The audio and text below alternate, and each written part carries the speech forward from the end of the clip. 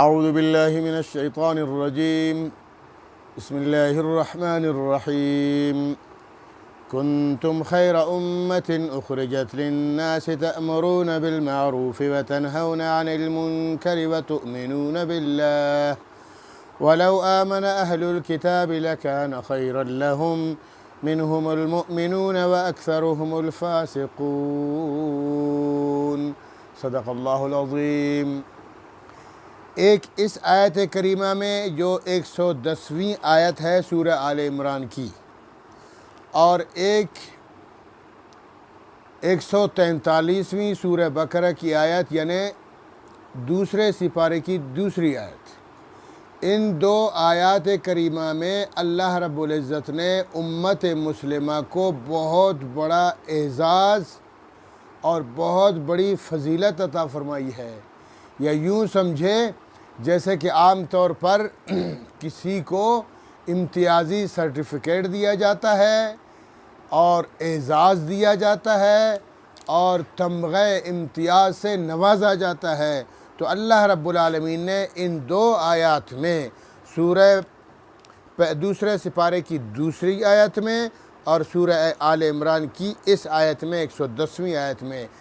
دو تمغے اللہ رب العالمین نے ان دو آیات میں امت مسلمہ کو عطا فرمایا ہے۔ سبحان اللہ و بحمدہ، سبحان اللہ العظیم۔ کیا تھا وہ آیت، کون سی تھی؟ وہ تھی وَكَذَلِكَ جَعَلْنَاكُمْ أُمَّةً وَسَطًا،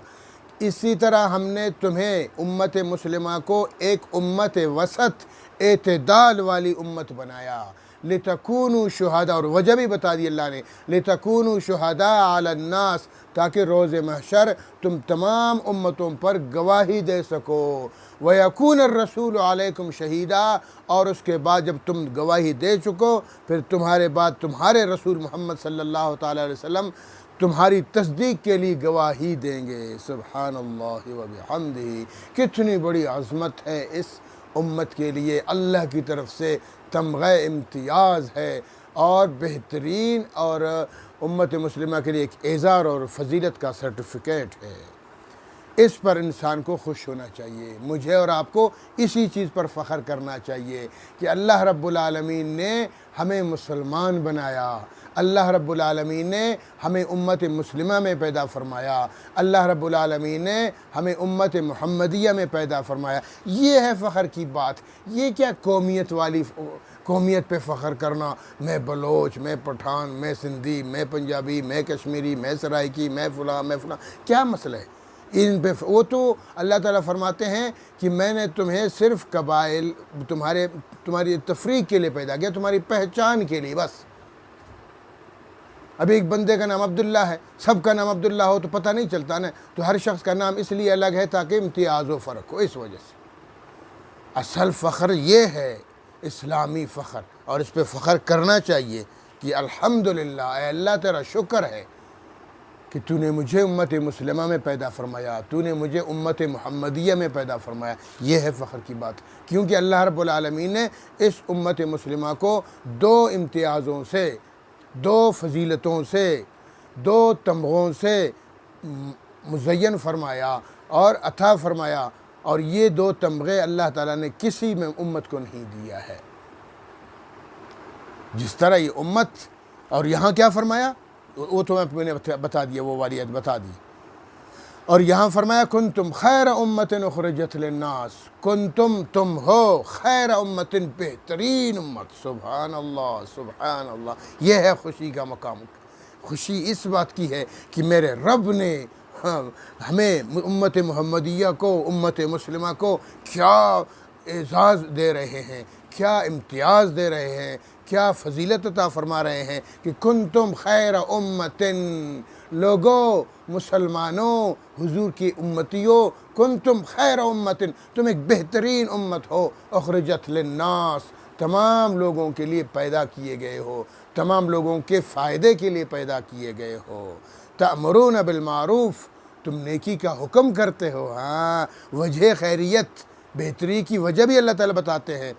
وجہ یہ ہے کہ تأمرون بالمعروف، نیکی کا حکم کرتے ہو۔ دوسرے نمبر پر فرمایا وتنہون عن المنکر، اور منع کرتے ہو منکر سے، برائی سے، گندگیوں سے منع کرتے ہو۔ وتؤمنون باللہ، اور اللہ کی ذات عالیہ پر، اللہ کی وحدانیت پر، اللہ کی عظمت و کبریائی پر تم ایمان رکھتے ہو، 100% ایمان۔ ہاں تو دیکھیں الحمدللہ الحمدللہ ثم الحمدللہ، ہر بندہ، یہ تو آسان ہے بھائی،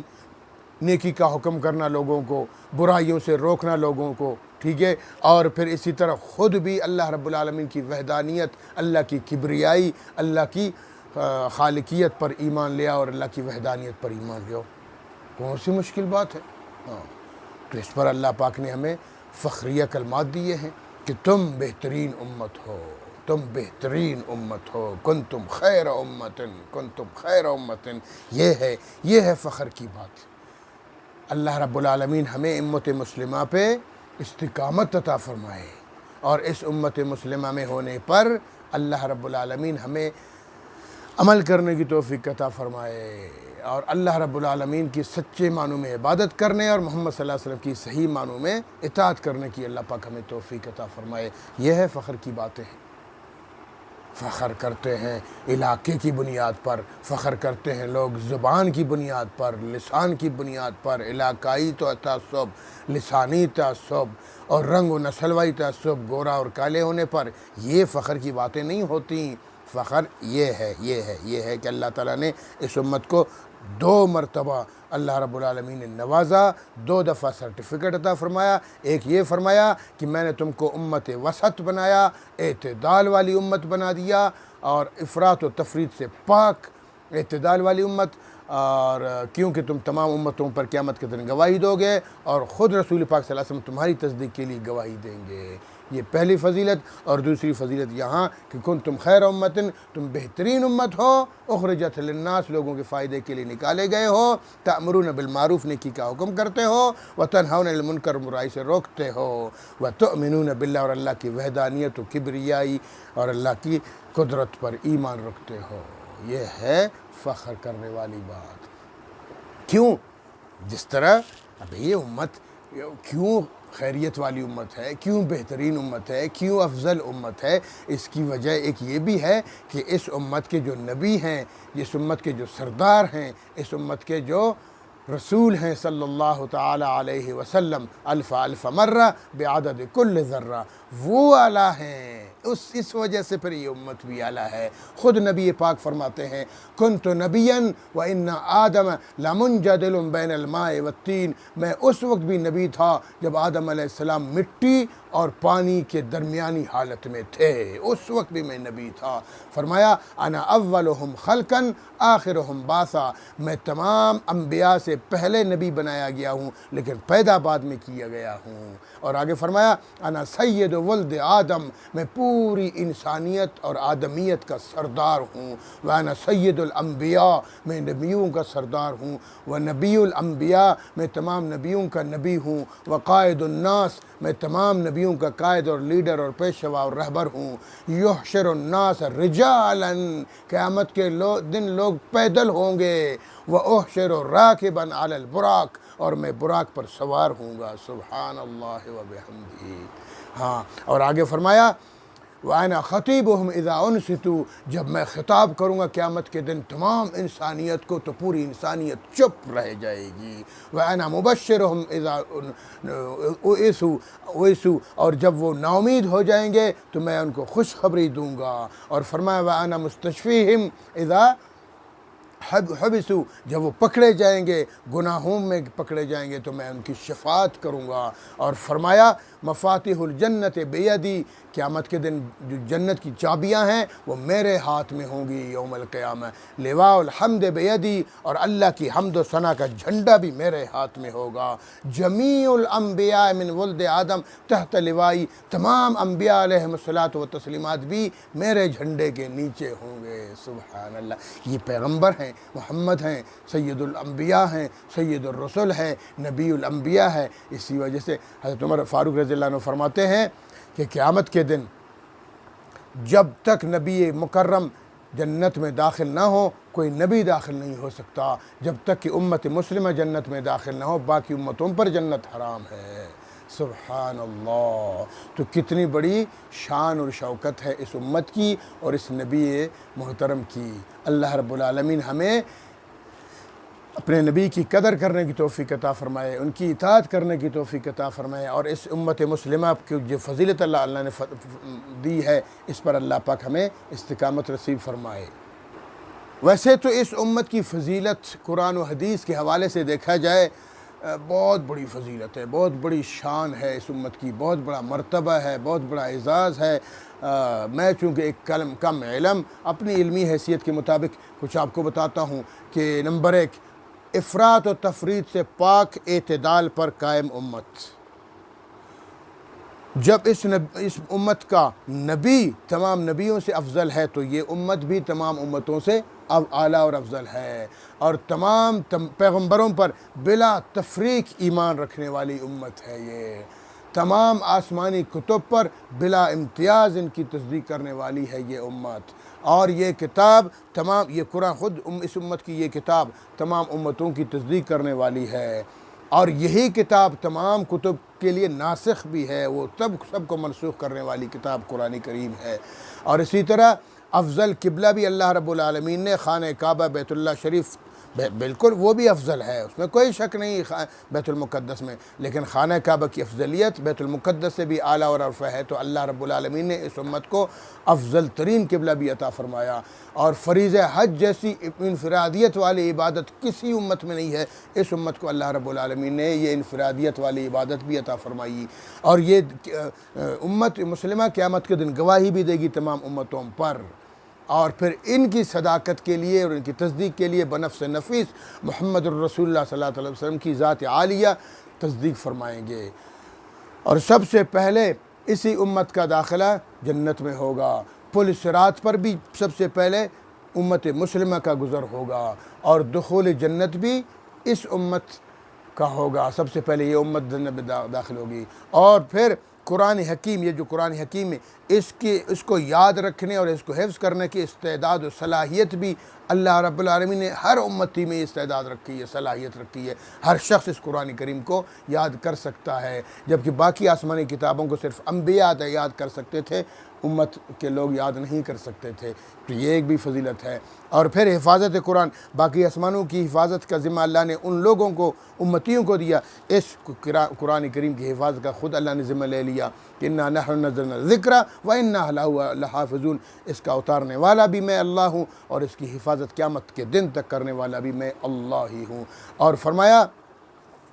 اس سے حفاظت حدیث بھی ہے کہ اللہ کے رسول صلی اللہ علیہ وسلم کی جو احادیث مبارکہ ہیں، لاکھوں احادیث آج تک الحمدللہ محفوظ ہیں، کتب میں محفوظ ہیں، علماء کے سینوں میں محفوظ ہیں، جبکہ باقی انبیاء کرام کی احادیث نہیں ہیں محفوظ۔ ان کی امتوں نے قدر نہیں کی اور ان کی احادیث کو یاد نہیں رکھا، ان کو محفوظ نہیں کیا، یہ اس امت کی خصوصیت ہے۔ اور اسی طرح حق کے اجتہاد بھی اللہ رب العالمین نے اس امت کو دیا ہے کہ جناب مسائل میں اجتہاد کریں، اور نئے مسائل آتے ہیں ان کو قرآن و حدیث سے مطابقت دے کر اس پر اجتہاد کریں اور نئے مسئلے اخذ کر سکیں۔ اور اسی طرح جہاد اس امت میں ہے، اور یہ جہاد قیامت تک، الجہاد ماذن الی یوم القیامہ، حدیث پاک میں قیامت تک جہاد جاری رہے گا، یہ بہت بڑی عبادت ہے۔ یہ الگ بات ہے کہ ہمارے ڈرپوک قسم کے کچھ مسلمانوں نے اس کو پس پش ڈال دیا ہے، لیکن حدیث فرماتی ہے کہ الجہاد ماذن الی یوم القیامہ، یہ بھی ایک خصوصیت ہے۔ اور اسی طرح مال غنیمت کو حلال کرنا، یہ بھی اللہ رب العالمین نے اس امت کے لیے مال غنیمت کو حلال کیا ہے، باقی امتوں میں مال غنیمت کو تو جلایا جاتا تھا۔ اسی طرح مسجد، ہر جگہ جہاں آپ نماز پڑھ رہے ہیں، یہ فضیلت الگ بات ہے کہ مسجد میں جماعت کے ساتھ نماز پڑھنا افضلیت میں ہے، لیکن نماز ہوتی تو ہر جگہ ہے نا، جبکہ پچھلی لوگوں میں، پچھلی امتوں میں مسجد کے بغیر نماز نہیں ہوتی تھی، یہ بھی فضیلت ہے۔ اور اسی طرح یہ ملت ابراہیمی اللہ نے اس کو کہا، باقی کسی دین کو، کسی مذہب کو ملت ابراہیمی نہیں کہا، اللہ نے فرمایا یہ ملت ابراہیمی ہے، یہی دین ابراہیم علیہ السلام کا دین ہے۔ جبکہ باقی مذاہب والے کہتے تو ہیں کہ ہم بھی ملت ابراہیمی پر ہیں، لیکن اللہ نے ان کو سرٹیفکیٹ نہیں دیا۔ اللہ نے اس امت کو سرٹیفکیٹ دیا ہے کہ تم ہی ملت ابراہیمی پر ہو۔ اور آگے فرمایا کہ لوح محفوظ، جس طرح اللہ رب العالمین نے اس امت کو بھلائی اور خیریت اور اچھائی کا سرٹیفکیٹ دیا ہے، اور یہی اچھائی کا سرٹیفکیٹ اللہ نے لوح محفوظ میں بھی لکھ دیا ہے۔ تمام فرشتے، تمام مخلوقات دیکھتے ہیں کہ اللہ رب العالمین نے اس امت کو بہترین امت فرمایا۔ اور اسی طرح سارے جہان کے لیے اللہ پاک نے اس کے فائدے کے لیے یہ فرمایا نا کہ اخرجت للناس، کا مطلب یہی ہے کہ تمام امت کے فائدے کے لیے اس امت کو اللہ تعالیٰ نے پیدا فرمایا۔ اور اسی طرح اس کے علاوہ اللہ تعالیٰ خود گواہی دے رہے ہیں خیر امت یہی ہے۔ اور ایک اور فضیلت ہے کہ اللہ رب العالمین نے باقی امتوں کی